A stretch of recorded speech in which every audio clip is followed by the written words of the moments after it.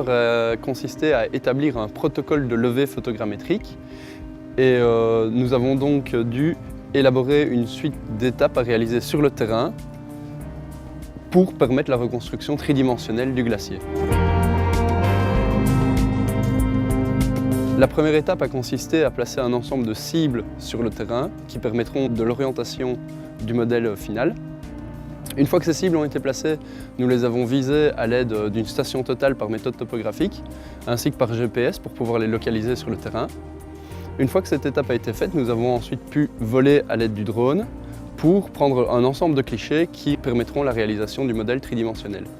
Cette reconstruction s'est faite à l'aide d'un logiciel qui a d'abord orienté chacun des clichés les uns par rapport aux autres et ensuite a établi le modèle tridimensionnel. Et c'est vraiment important de réaliser ce genre de choses pour comprendre la façon et la vitesse à laquelle évolue le volume de glace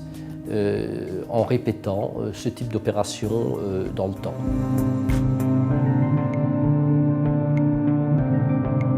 Le résultat de ce travail est que nous avons donc élaboré un protocole qui est reproductible et qui permettra donc d'acquérir les données de la même façon dans le temps pour effectuer donc le même travail, donc la reconstruction tridimensionnelle du glacier. La répétition de ce protocole permettra donc de faire un suivi de l'évolution de la surface du glacier et d'estimer les volumes de perte ou de gain du glacier dans le temps et donc seront un indicateur de l'évolution du climat.